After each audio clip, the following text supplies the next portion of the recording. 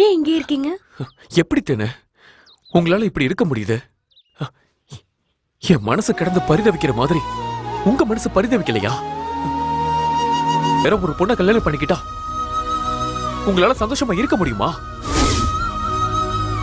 சொல்லுங்க தேனே, நான் வேற ஒரு பொண்ணை கல்யாணம் பண்ணிக்கிட்டா உங்களால என்ன மறந்துட்டு நிம்மதியா இருக்க முடியுமா? உங்களை நினைச்சாதானே நான் மறக்கிறதுக்கு. நீங்க எனக்கு ஒரு நல்ல ஃப்ரெண்டு, அவ்வளவுதான். மத்தபடி என் மனசுல எந்த ஒரு தப்பான எண்ணமும் இல்ல. நீங்க பொய் சொல்றீங்க தேனே. உங்களை எந்த அளவுக்கு நேசிக்கிறனோ நீங்களும் என்ன அதே அளவுக்கு நேசிக்கிறீங்கன்னு எனக்கு நல்லா தெரியும். இல்ல அன்பு சார், நீங்க தப்பா புரிஞ்சிட்டு இருக்கீங்க. நான் தப்பாலாம் புரிஞ்சுக்கல, சரியா தான் புரிஞ்சிருக்கேன். எனக்கும் பிரியாவுக்கும் கல்யாணம் நடந்துச்சுன்னா நானும் கஷ்டப்படுவேன், நீங்களும் கஷ்டப்படுவீங்க. காலத்துக்கு நம்ம 2 பேரும் கஷ்டப்பட்டுக்கிட்டே இருக்கணுமா தேனே? கவலை இல்ல, உங்களை பத்தி மட்டும்தான் கவலை.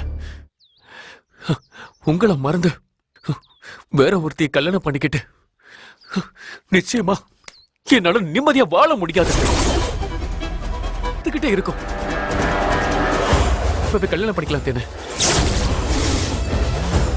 சொல்றீங்க, நாம எப்படி கல்யாணம் பண்ணிக்க முடியும்? நீங்க என்ன பத்தி தப்பா புரிஞ்சிட்டு இருக்கீங்க. என் மனசுல அப்படி ஒரு எண்ணம் இல்லவே இல்ல. நான் உங்களை நேசிக்கவே இல்ல. அப்புறம் எப்படி நான் உங்களை கல்யாணம் பண்ணிக்க முடியும்? போய் சொல்லாதீங்க தேனே. உங்க மனசுல நான் இல்லன்னு என் மேல சத்தியம் பண்ணி சொல்லுங்க பாக்கலாம். இல்ல, என் கூட சேர்ந்து வாழ ஆசைப்படலன்னு இப்பவே என் தலையில அடிச்சு சத்தியம் பண்ணுங்க.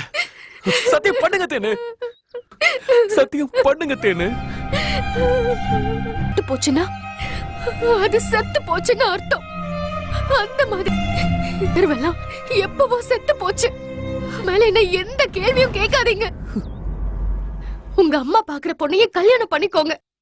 அதுதான் நம்ம 2 பேருக்கும் நல்லது. நம்ம அப்படிதான் எழுதி இருக்கு. அதான் நம்ம 2 பேருக்கும் நல்லது. நம்ம அப்படிதான் எழுதி இருக்கு. அதை யாராலையும் மாத்தவே முடியாது சார். தயவு செஞ்சு எனக்காக உங்க வாழ்க்கையை நீங்க இழந்துட வேணாம். நான் எடுத்திருக்கிற இந்த முடிவை சரியா தப்பான்னு தெரியல.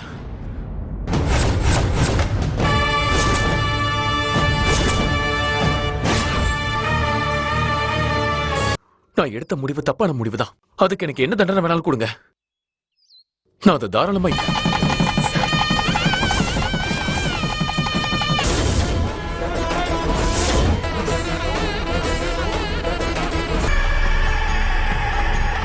இந்த உலகமே அழிஞ்சாலும் நான் உங்களை விட்டு போக மாட்டேன். இந்த ஜென்மத்துல நீங்க தான் எனக்கு மனைவி. இனிமே என் வாழ்க்கை உங்களோட மட்டும்தான்.